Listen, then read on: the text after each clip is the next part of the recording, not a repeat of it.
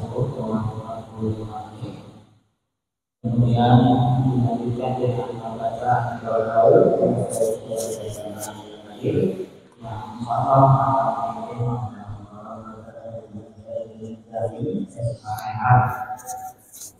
kemudian menginformasikan tentang kata-kata tanah jadi bisa memenuhi dan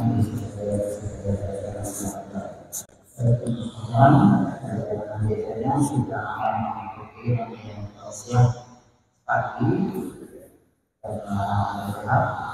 yang bersama pada hari ini akan disampaikan oleh Al-Fatihah dan Haji dan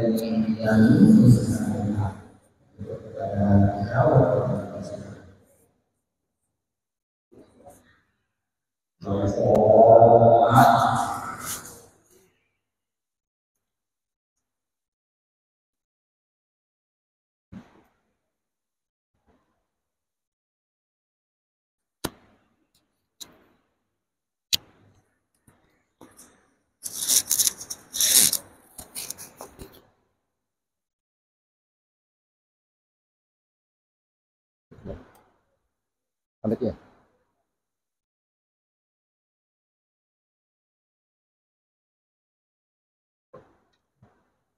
Bismillah. Assalamualaikum warahmatullahi wabarakatuh.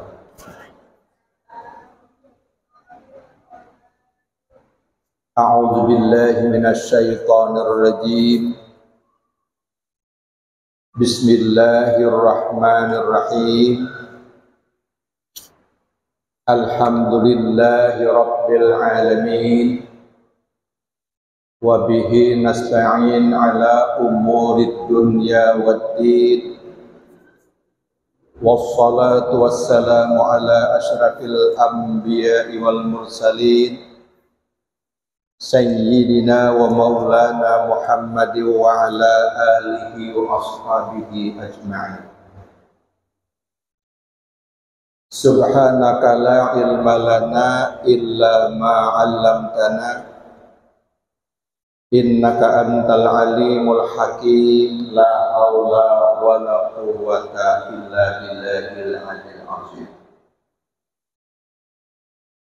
Yang saya hormati ibu-ibu jamaah majlis pengajian Masjid Raya Darussalam yang dirahmati oleh Allah, para pendengar radio Darussalam Samarinda di mana saja berada, mudah-mudahan juga dirahmati oleh Allah.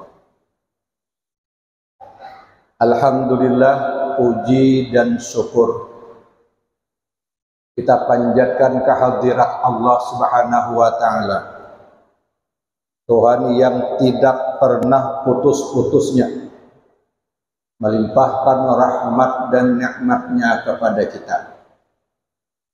Pagi ini pukul 10 ini kita masih diberikan oleh Allah nikmat sehat. Padahal sekarang ini juga ada saudara-saudara kita, ada saudari kita, mungkin tetangga kita Mungkin keluarga kita yang sakit dan terbaring di rumah sakit. Kita sehat dan sekarang berada di masjid. Ini nikmat Allah. Yang kedua, Tuhan berikan kepada kita nikmat umur. Napas kita masih turun naik. Mungkin saat ini juga ada orang-orang yang menghembuskan napasnya yang terakhir. Napas kita masih turun naik. Ini juga adalah anugerah dan nikmat dari Allah. Oleh karena itu dua macam nikmat Allah ini kita syukuri. Dua macam nikmat Allah ini kita manfaatkan, kita pergunakan. Di antaranya kita hadir di Masjid Raya Darussalam ini. Pertama, kita silaturahim. Itu ibadah. Itu dianjurkan dalam Islam. Yang kedua, kita berada di rumahnya Allah, berada di Masjid Raya Darussalam. Ini rumahnya Allah. Kita berada di masjid, mulai masuk masjid, melangkahkan kaki kanan masuk masjid, kemudian sholat 2 rakaat tahiyatul masjid, kemudian i'tikaf di masjid. Ini juga adalah ibadah. Belum lagi kita baca Yasin, ya, baca burda dan pengajian. Semua ini adalah ibadah. Dan ibadah ini kalau kita lakukan, ini adalah merupakan tanda syukur kita kepada Allah. Dan ibadah ini nanti juga akan menjadi bekal kita di akhirat nanti. Jadi bekal itu. Asal ibadah-ibadah ini dikerjakan dengan niat semata-mata karena Allah, mengharapkan ridhonya Allah. Karena ibu-ibu sekalian yang saya hormati, yang kita tunggu dalam hidup ini hanya 3 macam. 3 macam yang kita tunggu. Yang pertama, apa yang kita tunggu? Yang pertama, kita menunggu tua. Yang muda-muda nunggu tua. Yang tua nunggu tua lagi. Yang tua lagi menunggu tua bangka. Itu yang kita tunggu. Kalau umur kita panjang, kita masih tua. Kalau sudah tua, itu pasti badan kita lemah. Tenaga kita kurang. Ingatan kita mungkin kurang. Penglihatan kita mungkin kurang. Pendengaran kita mungkin kurang. Karena orang tua itu pasti lemah. Segala-galanya lemah. Lagi muda, kuat berjalan. Sudah tua, 10 langkah pun sudah mulai, napas sudah mulai turun naik. Jadi yang pertama, kita menunggu tua yang melemahkan jasad kita, melemahkan fisik kita. Itu yang pertama kita tunggu. Yang kedua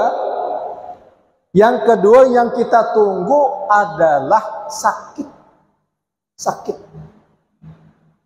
Kalau sudah sakit, rasa pun tidak enak. Jangankan sakit badan, sakit gigi saja tidak enak. Makan tidak enak, tidur tidak enak, duduk tidak enak, berbaring tidak enak. Sakit gigi saja. Itu yang kedua yang kita tunggu. Dan yang ketiga, yang kita tunggu adalah kematian. Kita ini pasti mati. Sekarang kita ini menjadi calon mati. Ini yang perlu kita yakinin. Ini yang perlu kita pahami dalam hidup ini. Menunggu tua yang melemahkan, menunggu sakit, dan yang ketiga menunggu mati. Dan mati itu pasti. Oleh karena itu Rasulullah sallallahu alaihi wasallam ditanya oleh salah seorang sahabat beliau, "Ya Rasulullah, man huwal aqyas?" Wahai Rasulullah, siapa orang yang paling cerdas? Wahai Rasulullah, siapa orang yang paling pandai? Wahai Rasulullah, siapa orang yang paling cerdik? Orang yang cerdik itu apakah orang yang bertitel profesor doktor? Bukan. Orang yang cerdik itu apakah orang yang bertitel insinyur atau doktor? Bukan juga. Orang cerdik itu bukan orang yang punya pengetahuan yang luas dan dalam, tapi jawaban Rasulullah sederhana sekali. Apa jawaban Rasulullah? Aqyasun nas aktsaruhum dzikran lil maut wa asyaddahum musti'dadan lahu ulaika humul aqyas zahabu bisyarafid dunya wa qaramatil akhirah. Apa jawaban Rasulullah? Ketika ditanya oleh salah seorang sahabat, "Ya Rasulullah, siapa orang yang paling cerdas?" Jawaban Rasul, orang yang cerdas itu kata Rasulullah adalah orang yang ingat dengan kematian. Mengingat mati itu ibadah. Ibadah itu. Kenapa ibadah? Karena memang dianjurkan dalam Islam. Perbanyaklah mengingat kematian. Itu ibadah. Itu sunnah Rasulullah. Jadi orang yang cerdas itu orang yang sadar bahwa dia tuh akan meninggal dunia. Dia tuh akan mati, napasnya akan berakhir. Kalau sudah mati, Bu, tidak bisa apa-apa lagi. Lihat orang mati itu. Tidak bergerak, tidak bernapas, tidak bisa salat. Ya. Kalau orang sakit masih bisa ada obatnya. Likulli da'in dawa'un illal maut. Setiap penyakit pasti ada obatnya kecuali mati. Orang mati tidak ada lagi obatnya. Tapi kata teman saya, waktu saya diskusi dengan teman-teman, kata teman saya, orang mati pun masih ada obatnya. Ibu-ibu mau tahu nggak apa obatnya untuk orang mati? Ambil air segelas, Bu. Air aqua kah boleh? Air apa namanya akhir itu silahkan aja. Penting air 1 gelas diambil. Dibuka tutupnya. Ibu bacakan Fatihah sekali, tiupkan ke air. Ibu bacakan surah Ikhlas sekali, tiupkan ke air. Ibu bacakan surah Falak sekali, tiupkan ke air. Ibu bacakan surah An-Nas sekali, tiupkan ke air. Terakhir baca salawat 11 kali, tiupkan ke air. Kemudian diminumkan kepada orang mati. Apabila ia mau minum berarti hidup. Betul kan? Kalau dia mau minum hidup itu, tidak mati lagi. Tapi pertanyaannya, apakah mungkin orang mati bisa minum? Tidak mungkin lagi, namanya sudah mati. Nah itu kata teman saya, orang mati pun masih ada obatnya. Ini kata Rasulullah, orang yang cerdas itu orang yang ingat, yang sadar bahwa dia akan mati, wa asaddahu musti'dadan lahu, dan dia banyak punya bekal, punya sangu dalam menghadapi kematian itu. Sangunya banyak, bekalnya banyak, imannya kuat, ibadahnya rajin, ya, salatnya 5 waktu dikerjakan terus, tabliyah ba'diyah dikerjakan, puasa Senin Kamis dikerjakan, itu bekal. Jadi orang yang cerdas itu orang yang ingat dengan mati, kemudian dia banyak punya bekal dalam menghadapi kematian itu. Ibu saja kalau pergi haji kan mesti bawa sangu, bawa bekal. Kalau bekalnya banyak, sangunya banyak, bawa uang 100 juta pergi haji, itu lumayan itu. Enak di Mekah, mau beli apa saja, mau beli panci besar silakan. Seperti parabola besarnya. Saya pernah dulu pergi haji tahun 1994. Saya pergi haji. Berangkat. Begitu pulang di Jeddah itu, asrama haji Jeddah itu banyak barang. Saya dipanggil oleh almarhum Dr. Ridwan. Atau Dr. Ridwan, adiknya Haji Rusli itu almarhum juga. Hotel Misra ya. Akhirnya di sini katanya, itu parabola, katanya, mana parabolanya? Dada itu panci besar itu parabula katanya. Nah, bayangkan. Jadi kalau bekalnya banyak, pergi haji ke Mekah bisa beli apa saja, termasuk beli panci besar di Mekah bisa juga dibawa pulang. Sanggupnya banyak. Itu baru pergi ke Mekah, baru pergi haji.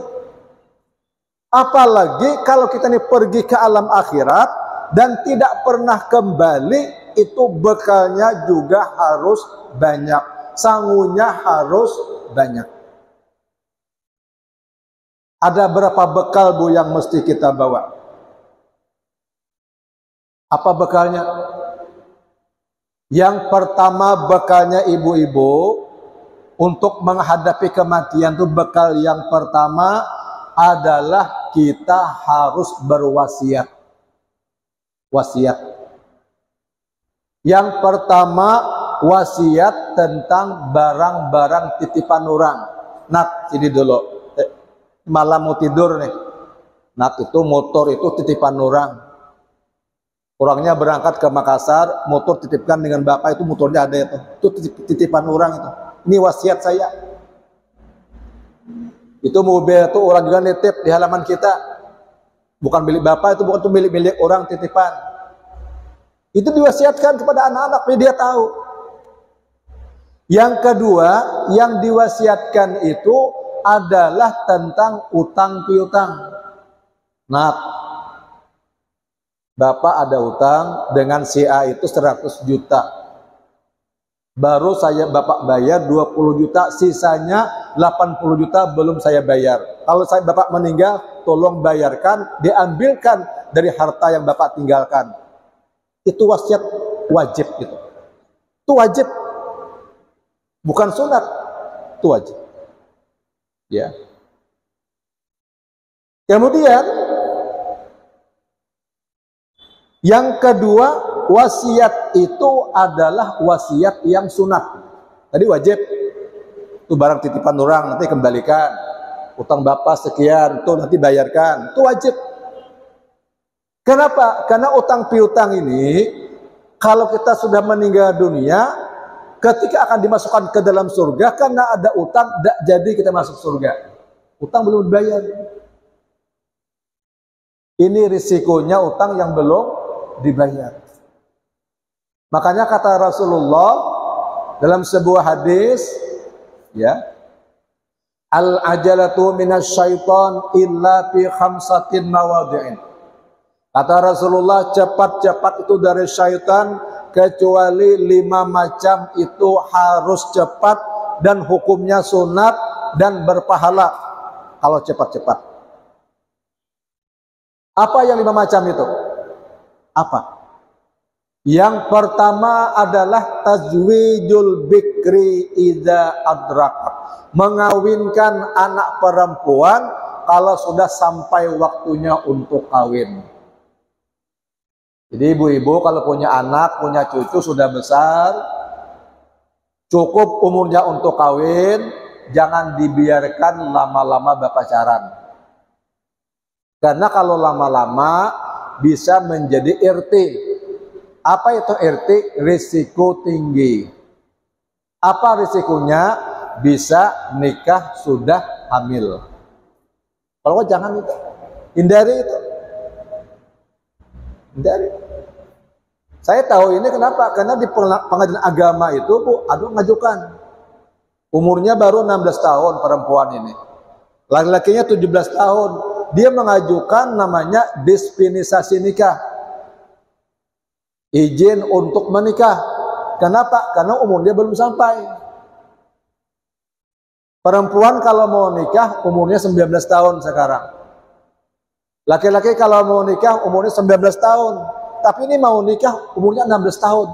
Harus mendapat dispensasi dari pengadilan agama. Dia ngajukan. Lalu ditanya, gimana? Sudah hamil Pak dia. Nah itu irti namanya.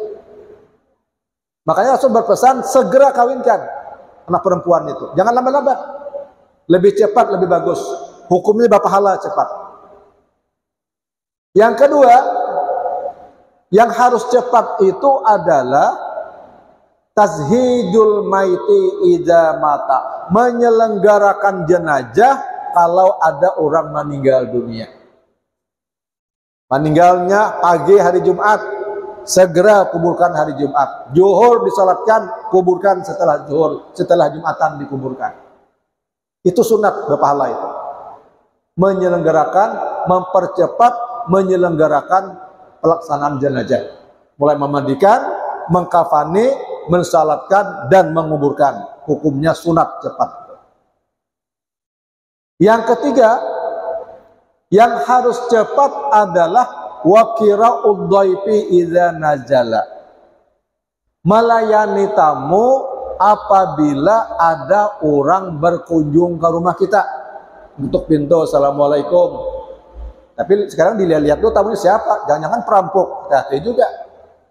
Ya. Sekarang ini kejahatan canggih juga. Pura-pura memperbaiki listrik. Pura-pura lihat kilometer air. Pura-pura menawarkan produk. Padahal kejahatan. Tapi prinsip kita, kalau ada tamu yang datang, yang kita kenal, yang kita ketahui, segera layani. Segera layani. Hukumnya berpahala. Segera bukakan pintu, segera sediakan konsumsi makanan pamiman, silakan. Itu hukumnya sunat. Yang keempat yang harus segera adalah waqadha'ud daini idza wajaba. Membayar utang kalau kita punya kesanggupan untuk membayar utang. Jadi kalau kita ada utang dengan orang lain, kita punya kesanggupan membayar, kita tunda-tunda, itu termasuk hukumnya zalim. Hukumnya aniaya. Orang zalim itu akan dibalas oleh Allah Subhanahu wa taala dengan kezaliman juga. Nah, jadi bayar utangnya harus segera, jangan lambat-lambat. Yang walaupun kita maksud tiap bulan, jatuh temponya tanggal 10 setiap bulan, kita maksud tanggal 1 lebih bagus. Lebih bagus. Kemudian yang kelima, yang harus segera adalah wa taubatu anil dzambi idza asnaba. Bertobat atas segala kesalahan kalau kita terlanjur melakukan kesalahan. Segera bertobat, segera minta ampun kepada Allah, segera membaca istighfar kepada Allah. Insya Allah diampuni oleh Allah. Jadi utang ini, wasiat utang ini wajib. Kemudian wasiat yang sunat. Wasiat yang sunat ini dalam rangka mempersiapkan menghadapi kematian. Apa wasiatnya? Misalnya begini, nak, nanti kalau ibu meninggal, tolong yang memandikan ibu itu orang salihah, perempuan salihah. Carikan tukang mandi yang baik, orangnya akhlaknya bagus. Itu wasiat, sunat hukumnya. Yang mengkafani ibu nanti udah orang baik, perempuan yang baik. Kemudian yang mensalatkan ibu nanti tolong laki-laki yang memang akhlaknya baik, orang-orang saleh lah. Dan tolong nanti ibu disalatkan, kalau bisa jangan kurang daripada 41 orang. Itu wasiat, tapi wasiatnya hukumnya sunat. Pahala juga itu. Pahala juga. Nah itu contoh-contoh namanya persiapan dalam menghadapi kematian. Jadi wasiat tadi penting itu. Ada wajib, ada sunat. Yang kedua dalam menghadapi kematian itu adalah inda sakaratil maut, di saat kita sakratul maut. Di saat menghadapi kematian. Di saat ruh kita akan dicabut oleh malaikat Israil. Apa yang kita siapkan? Yang kita siapkan adalah kita harus memperbanyak kalimat zikir la ilaha illallah. Itu kuncinya surga itu. Itu pintunya surga. Kalimat zikir la ilaha illallah. Karena Rasul bersabda, Abdulul zikri fa'lam annahu la ilaha illallah. Ketahuilah kata Rasulullah, kalimat zikir yang paling afdal, zikir yang paling utama Kalimatnya adalah la ilaha illallah. Jadi kalau kita satu hari, ibu-ibu, satu hari nih, satu hari berapa jam ibu-ibu? 24 jam. Satu hari 24 jam dianjurkan kita membaca la ilaha illallah. Dalam satu hari itu ukuran waktunya minimal kita membaca setengah jam. Satu hari 24 jam kita baca la ilaha illallah, itu minimal setengah jam. Itu paling minimal itu. Supaya apa? Supaya ini jadi amaliyah rutin kita. Karena amal yang paling afdal, amal yang paling utama itu adalah yang rutin. Ya. Afdalul amal adwamuha wa in qalla. Amal yang paling baik kata Rasulullah adalah yang sedikit, yang rutin walaupun sedikit. Kenapa kita dianjurkan membaca la ilaha illallah? Minimal setengah jam dalam waktu satu hari 24 jam. Supaya apa? Supaya ketika kita nyawa kita ditarik, kita menghembuskan napas yang terakhir, diharapkan lidah kita mengucapkan la ilaha illallah. Kalau itu yang terjadi, artinya kita mempersiapkan kematian dengan baik. Dan insya Allah itu akan melahirkan husnul khatimah, akhir hayat yang baik. Itu yang pertama dalam menghadapi ketika sakratul maut. Dalam rangka mempersiapkan kematian. Yang kedua apa? Yang kedua, ibu-ibu mohon maaf yang kedua ini. Yang kedua, mau tidak mau kita harus berbakti kepada kedua orang tua kita. Biar bagaimanapun kita ahli ibadat. Ibu ini misalnya sembahyang 5 waktu tidak pernah ketinggalan. Rawatib dikerjakan. Puasa Senin Kamis. Pengajian Majelis Taklim di Masjid Raya hadir terus. Tapi durhaka kepada kedua orang tua, yakin saya, begitu menghembuskan napas yang terakhir, lidahnya kaku, tidak dapat mengucapkan kalimat la ilaha illallah. Ini kunci berbakti kepada kedua orang tua. Kalau kita berbakti kepada kedua orang tua kita, insya Allah lidah kita nanti pada sakratul maut saat terakhir menghembuskan, insya Allah bisa mengucapkan la ilaha illallah. Ini ada contohnya. Siapa contohnya? Alqamah. Alqamah itu sahabat Nabi, bayangkan. Sembahyang berjamaah dengan Rasulullah, ikut berperang bersama Rasulullah, sejaman dengan Rasulullah, sering bertemu dengan Rasulullah. Tapi begitu Alqamah ini sedang sakratul maut, dibimbing oleh Rasulullah mengucapkan la ilaha illallah, lidahnya kaku, tidak bisa mengucapkan. Rasul tanya, apa faktornya Alqamah ini? Dia punya ibu gak? Ibunya ada. Tapi wahai Rasulullah, Alqamah ini lebih sayang kepada istrinya, lebih sibuk ngurus istrinya, dan tidak memperhatikan ibunya, kandungnya dan diperhatikan. Ternyata itu faktornya. Nah, jadi kita penting sekali supaya mudah nanti pada waktu akhir hayat mengucapkan la ilaha illallah. Kata kuncinya harus berbakti kepada kedua orang tua kita. Lalu ada pertanyaan, bagaimana Pak kalau orang tua kita sudah meninggal dunia? Tetap tidak putus, kita doakan dia.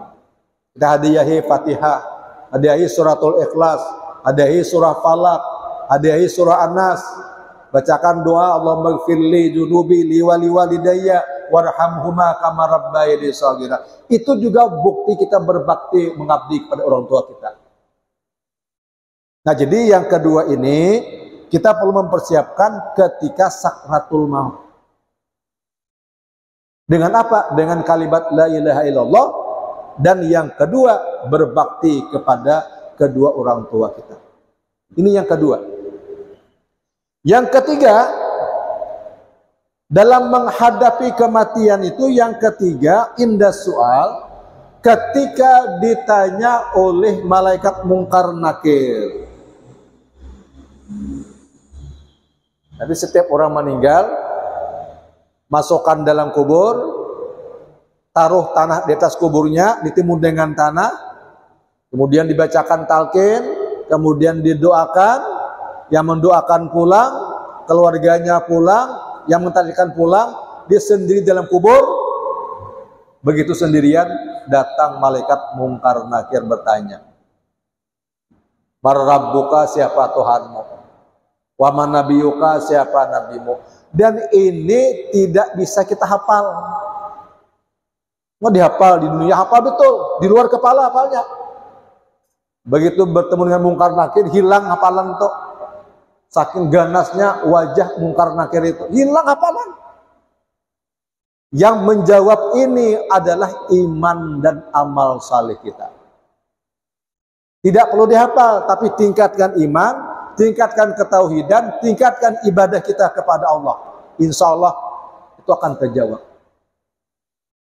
Tetapi ada orang-orang yang memang tidak ditanya oleh malaikat mungkar nakir dalam kubur.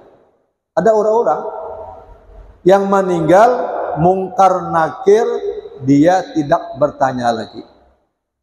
Siapa orang-orang ini? Yang pertama, kalau yang meninggal itu adalah para nabi dan rasul. Kalau nabi meninggal, rasul meninggal, mungkar nakir tidak bertanya dia. Yang kedua, yang tidak ditanya malaikat mungkar nakir dalam kubur, kalau yang meninggal itu orang-orang siddiqin, orang-orang yang benar hidupnya, kata-katanya benar, tidak pernah bohong, perbuatannya benar, tidak pernah culas, tidak pernah zalim perbuatannya. Yang ketiga, hatinya benar, hatinya senantiasa zikir kepada Allah Subhanahu wa taala, hatinya berprasangka baik kepada Allah dan kepada manusia. Ini orang-orang siddiqin. Kalau meninggal, mungkar nakir tidak lagi bertanya kepada orang itu dalam kubur. Aman dia. Yang ketiga, yang tidak ditanya oleh malaikat mungkar nakir dalam kubur adalah orang yang meninggal pada waktu jihad fisabilillah. Orang yang terbunuh dalam mempertahankan dan memperjuangkan agama Allah. Dia mati syahid. Mati syahid ini dua macam. Ada mati syahid dunia akhirat, itu adalah orang-orang yang terbunuh dalam mempertahankan hak agama Allah. Namanya syahid dunia wal akhirat. Tidak perlu dimandikan lagi, tidak perlu dikafani, kuburkan saja. Yang kedua, orang mati syahid dunia saja, bukan akhirat. Seperti apa? Mohon maaf, seperti ibu-ibu yang meninggal dunia karena melahirkan, meninggal ibunya, anaknya selamat, ibunya mati syahid. Syahidnya syahid dunia. Kalau ibu-ibu nyeberang naik kapal, kapalnya tenggelam, ibu tenggelam juga, mati syahid, tapi syahidnya syahid dunia juga. Atau ada kebakaran, ada yang terkurung dalam kamar bisa keluar, terbakar dia mati, matinya juga mati syahid, syahidnya syahid dunia, tetap dimandikan, tetap dikafani, tetap disalatkan dan dikuburkan. Namanya syahid dunia. Jadi orang yang tidak ditanya mungkar nakir dalam kubur, orang yang meninggal mati syahid dalam mempertahankan agama Allah. Malaikat datanya lagi dia. Yang ketiga ini nasib-nasiban ibu ya. Nasibnya baik, ini aman. Malaikat datanya. Siapa yang ketiga ini? Adalah orang yang meninggal malam Jumat, atau meninggal sore hari Kamis, atau meninggal hari Jumat pagi, dikuburkan juga hari Jumat, insya Allah mungkar nakir tidak bertanya kepada orang itu dalam kubur. Tapi ini tergantung orangnya. Orangnya suka anjur atar, namimah, adu domba, nah, atau mulutnya macam-macam lah, nyinggung orang lah, nyakiti hati orang, nah, itu tetap disiksa oleh Allah juga. Ini orang baik, orangnya pendiam, akhlaknya bagus, tidak pernah ngopat orang, tidak pernah gunjing orang, ya, tidak pernah fitnah orang, ibadatnya rajin, imannya bagus, akhlaknya bagus, meninggal malam Jumat, dikuburkan Jumat, mungkar nakir, tidak bertanya kepada orang dalam kubur, aman dia. Itu yang keempat ya, yang ketiga lah, yang keempat, yang kelima, kalau ibu mau bisa, ibu-ibu ini kalau mau silahkan, ya. Lagi ibu sudah tinggal di rumah, tidak kemana-mana lagi, ya, tinggal pelihara cucu misalnya, waktunya lapang, ini bisa ibu amalkan. Ibu membaca suratul muluk, surah Tabarak. Ibu amalkan, dibaca tiap malam, terserah aja, habis maghrib kah, habis isya kah, sore hari, habis asar, terserah. Tapi yang bagus membaca habis maghrib, setelah maghrib. Baca surah Tabarak, baca suratul muluk, setiap malam baca sekali. Bagus juga digabung dengan alif lam mim sajadah, itu gabungannya itu. Boleh juga. Atau surah Tabarak saja juga boleh. Dibaca tiap malam, diamalkan tiap malam. Kalau ibu meninggal dunia, insya Allah juga mungkar nakir tidak bertanya kepada ibu dalam kubur. Aman. Itu yang kelima. Yang keenam, kalau kita sudah sakit, sakitnya sakit parah, tidak ada harapan sembuh lagi, karena komplikasi, jantungnya ada, ginjalnya ada, tekanannya juga ada, komplikasi penyakit, merasa umur tidak panjang lagi, maka orang yang sakit demikian disunatkan untuk membaca suratul Ikhlas. Qul huwallahu ahad, Allahus samad, lam yalid walam yulad walam yakul lahu kufuwan ahad. Baca sebanyak-banyaknya. Yang mengatakan minimal 40 kali, yang mengatakan 100 kali, terserahlah, sebanyak-banyak baca. Siapa yang mengamalkan suratul Ikhlas dan dibaca ketika dia sakit, kemudian meninggal dunia, mungkar nakir juga insya Allah tidak bertanya kepada orang itu di dalam kuburnya. Ya, jadi ini persiapan ketika menghadapi pertanyaan mungkar nakir dalam kubur. Itu yang ketiga. Bekal kita itu ketiga, itu bekalnya. Di bekalnya surah Tabarak, ya. Kalau yang nomor 2 zikirnya la ilaha illallah, berarti orang tua. Yang ketiga surah Tabarak, itu bekalnya itu.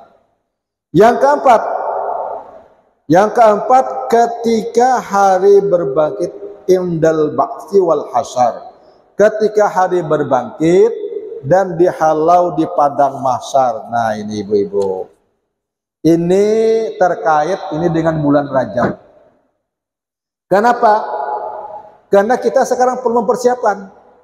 Dan kita ini nanti dibangkitkan dari kubur dan dihalau di padang mahsyar.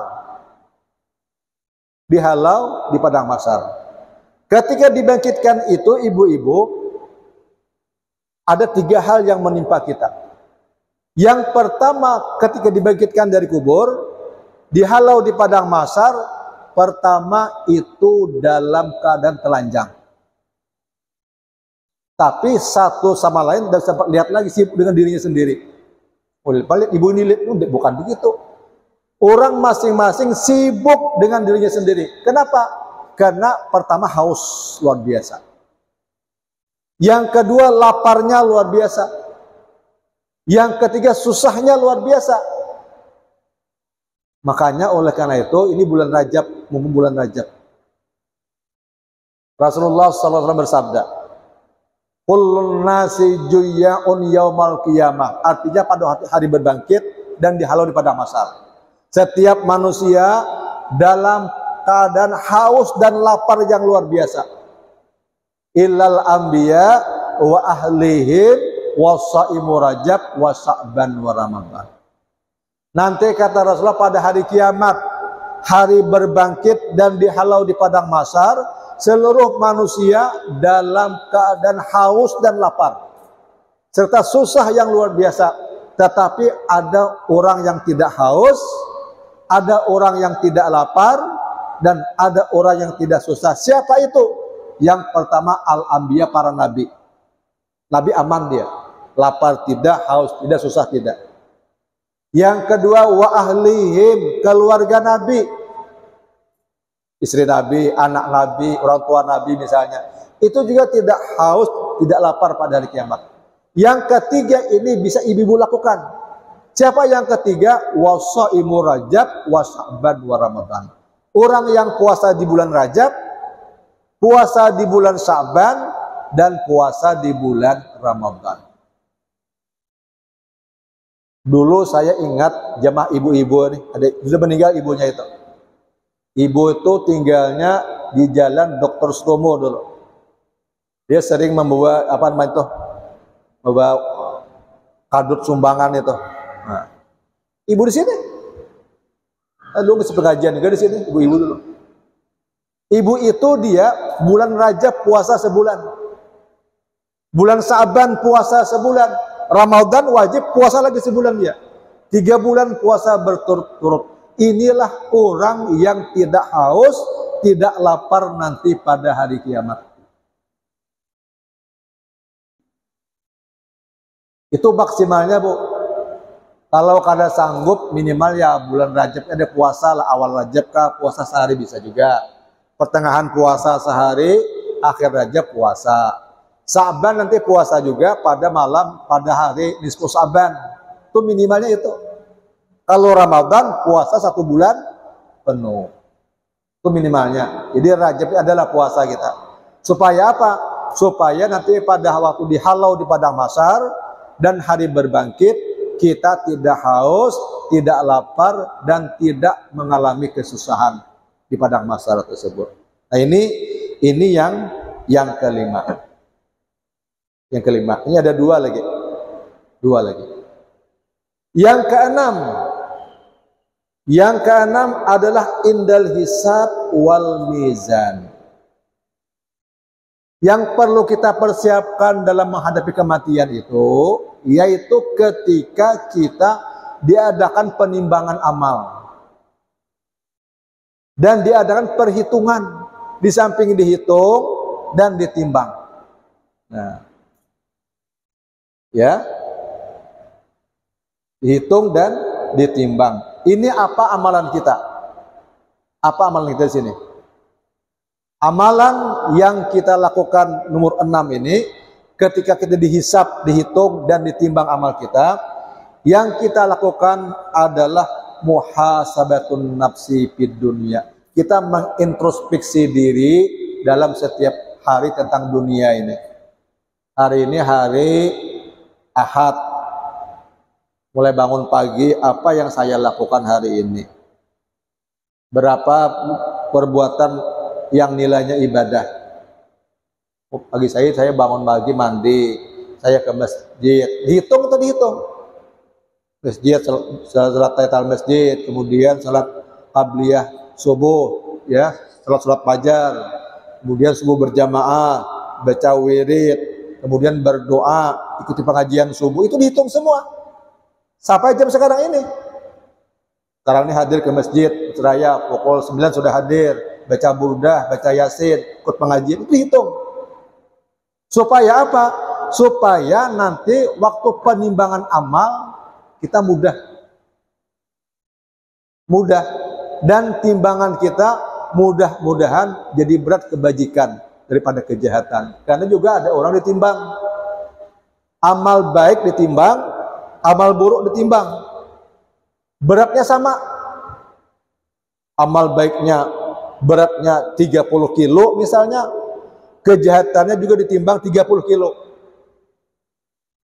Malaikat bingung, orang ini masukkan kemana? Masukkan ke surga ada kejahatannya. Masukkan ke neraka ada kebaikannya. Bingung malaikat. Lalu tiba-tiba jatuh bungkusan. Ada bungkusan jatuh. Dan bungkusan ini jatuh mengenai timbangan kebajikan. Begitu dibuka oleh malaikat, bungkusan tadi isinya hanya tanah segenggam. Malaikat bingung lagi, tanah apa ini? Ditanya kepada Allah, ya Allah, ini hambamu. Sudah kami timbang. Kami timbang amal kebajikan, amal keburukan, beratnya sama. Kami bingung, ya Allah, masukkan kemana orang ini? Ke neraka kah, ke surga kah? Tiba-tiba ya Allah, jatuh sebuah bungkusan dari atas. Begitu kami buka bungkusan itu, ternyata isinya tanah segenggam. Tanah apa ini ya Allah? Tanah apa ini? Ujar Allah, hai malaikat, ketahuilah olehmu. Tanah itu adalah segenggam tanah yang ditaruh oleh orang itu ke dalam kubur ketika dia menghadiri pemakaman tetangganya. Ikut ngubur, cuma menaruh segenggam tanah saja. Taruh segenggam tanah. Itu saja nilainya. Ternyata dinilai dan dihargai oleh Allah sebagai kebajikan. Jadi ibu-ibu, sekecil apapun ibadah yang kita lakukan jangan diremehkan. Misalnya nih, ada orang nyumbang, kotak sumbangan kan ada kotaknya itu. Kotaknya dari besi aluminium itu. Dia nyumbang Rp1.000, nyumbang 1.000. Bunyi teng, bunyi di kotak itu. Jangan diremehkan. Bisa itu yang menghantarkan dia masuk ke dalam surga. Jadi sekecil apapun perbuatan ibadah jangan diremehkan. Siapa tahu ibadah yang kecil itu di situ ada keridhaan Allah dan itu yang masukkan dia ke dalam surga. Tetapi juga sekecil apapun kemaksiatan jangan diabaikan. Hati-hati juga. Sekecil apapun kemaksiatan jangan diabaikan. Siapa tahu di situ ada murka Allah yang akan menjerumuskan kita masuk ke dalam neraka. Jadi ibu-ibu ada orang nyumbang Rp1.000, biarkan. Jangan dihinakan. Dia nyumbang 10 juta, jangan dia 10 juta. Kalau dia tidak ikhlas, ada nilainya juga. Ini Rp1.000. Soalnya dalam kotak bunyi lagi, nyaring kotaknya bunyinya. Nah itu ya. Jadi oleh karena itu, kita perlu muhasabah. Perlu introspeksi diri. Nah jadi akhirnya orang tadi begitu dibuka bungkusan, ternyata isinya tanah, dan tanah itu ditaruh oleh orang itu ke dalam kubur ketika dia menghadiri pemakaman saudaranya. Ternyata dinilai oleh Allah dan itu yang memasukkan dia ke dalam surga. Ini luar biasa ini. Ini juga persiapan menghadapi kematian. Karena kita ini nunggu kematian semua nih. Jadi camat semua sekarang kita ini. Kemudian yang terakhir, yang nomor 7 terakhir, ini bekal juga nih. Bekal menghadapi kematian. Apa yang nomor 7? Indas sirat, ketika menyeberang sirat. Anak menuju surga sudah, di bawah neraka. Maka siratnya itu lebih tajam daripada pedang. Lebih halus daripada rambut. Bayangkan, nyebrang di situ. Jatuh, bawahnya neraka. Nah ini perlu kita persiapkan. Bagaimana kita mempersiapkan ini? Kita mempersiapkan yaitu dengan melaksanakan apa yang diwajibkan oleh Allah. Terutama sembahyang yang 5 waktu. Jangan dilalaikan. Rasul bersabda, man hafaza ala salawati akramahullah bihamsi khisalin. Siapa yang memelihara, menjaga, merawat sembahyang yang 5 waktu, Allah memberikan 5 macam kemuliaan di dunia. 5 macam. Yang pertama, yurfa'u anhu dhiqul aisy. Yang pertama, dia dihindarkan dari kesulitan hidup. Jadi ibu-ibu kalau bisa, belum masuk waktunya, sembahyang itu, kita udah nunggu sudah duluan. Nunggu dulu itu lebih bagus. Berapa pahala nunggu itu? Zuhur misalnya pukul 12.27. Pukul 12 sudah ke masjid nunggu, itu lebih bagus. Itu termasuk menjaga waktu sembahyang. Kemudian yang kedua, orang yang memelihara sembahyang itu yang kedua, yurfa'u anhu azabul qabri. Yang kedua, dia dihindarkan dari siksa kubur, aman siksa kubur dia. Aman. Yang ketiga, wa yu'tihillahu kitabahu biyamini, dia akan menerima catatan amal, dia terima dengan tangan kanan. Yang keempat, wa yammuru 'alas sirati kal barqi, dia menyeberang sirat seperti kilat. Nah, ini yang ketujuh ini. Menyeberang sirat jembatan tadi seperti kilat sampai ke surga. Ini amalannya. Jaga, pelihara sembahyang yang 5 waktu. Nah, sini ada pantunnya, Bu. Ada pantunnya. Kalau ziarah ke kota Madinah, hendaklah datang di hari Sabtu. Ya. Kalau ingin bahagia dunia akhirat, peliharalah salat yang 5 waktu. Nah, itu pantunnya begitu. Ya, pantunnya. Jadi pelihara sembahyang dan jaga juga diri jangan sampai melakukan kejahatan, melakukan maksiat.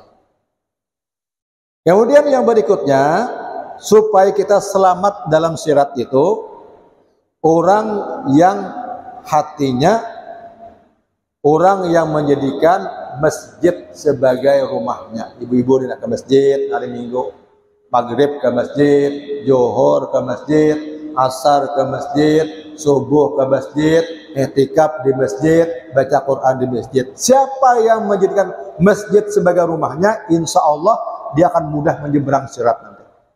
Mudah menyeberang.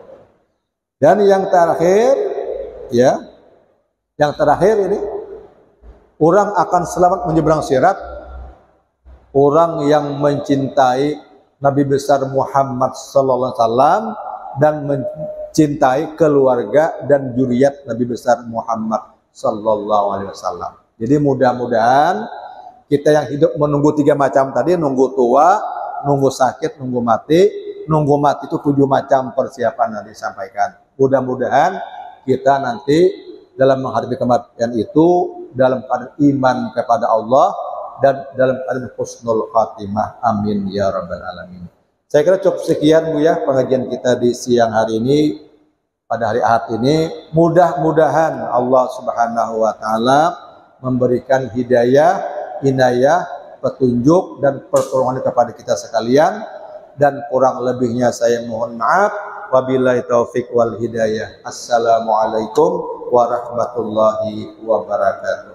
Kita baca doa arwah, ya. Doa arwah.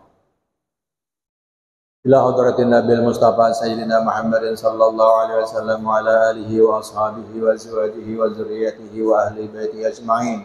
Thumma ila arwahi abaina wa ummahatina wa li ustadina wa li masaikhina wa li muallimina wa li jami'il mu'minin wal mu'minat wal muslimin wal muslimat al ahya'i minhum wal amwat. Syai'un lillahi lahumul Fatihah. أعوذ بالله من الشيطان الرجيم. بسم الله الرحمن الرحيم. الحمد لله رب العالمين الرحمن الرحيم مالك يوم الدين إياك نعبد وإياك نستعين اهدنا الصراط المستقيم صراط الذين أنعمت عليهم غير المغضوب عليهم ولا الضالين آمين. بسم الله الرحمن الرحيم. قل هو الله أحد الله الصمد لم يلد ولم يولد ولم يكن له كفوا أحد. بسم الله الرحمن الرحيم. قل هو الله أحد الله الصمد لم يلد ولم يولد ولم يكن له كفوا أحد. بسم الله الرحمن الرحيم. قل هو الله أحد الله الصمد لم يلد ولم يولد ولم يكن له كفوا أحد. لا إله إلا الله والله أكبر. بسم الله الرحمن الرحيم.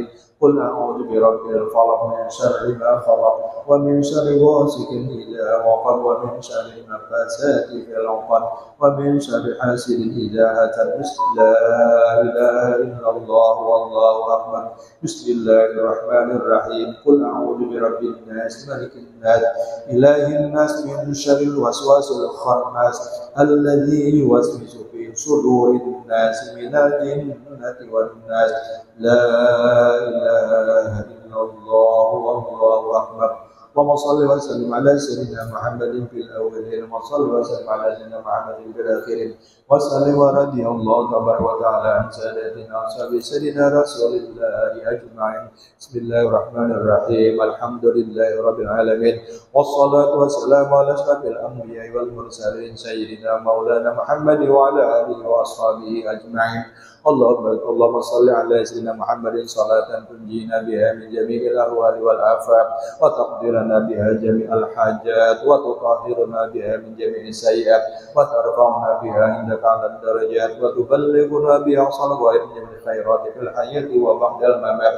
اللهم اغفر لنا ذنوبنا ولوالدينا وارحمهم كما ربونا صغارا ولجميع المؤمنين والمؤمنات والمسلمين والمسلمات الأحياء منهم والأموات.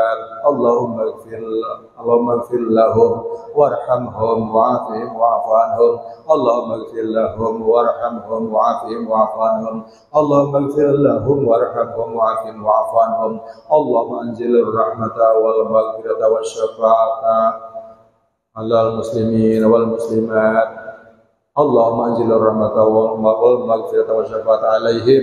اللهم انزل الرحمة والمغفرة والشفاعة عليهم. اللهم انزل الرحمة والمغفرة والشفاعة عليهم. اللهم اجعل قبورهم روضة من رياض الجنة ولا تجعل قبورهم حفرة من حفر النيران. اللهم اغفر لهم وارحمهم وعافهم واعف عنهم. ربنا آتنا في الدنيا حسنة وفي الآخرة حسنة وقنا عذاب النار. ربنا تقبل منا إنك أنت السميع العليم وتب علينا إنك أنت التواب الرحيم. حسبنا الله ونعم الوكيل ونعم المولى ونعم الناصر ولا حول ولا قوة إلا بالله العلي العظيم. وصلى الله على سيدنا محمد وعلى آله وصحبه وسلم. سبحان ربك رب العزة عما يصفون وسلام على المرسلين والحمد لله رب العالمين. تقبل الله منكم.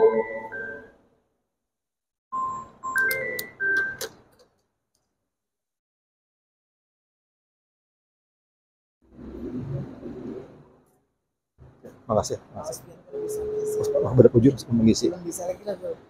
Oh, masih aktif lagi, masih aktif di kantor, mas berpensiun lagi 2 tahun lagi.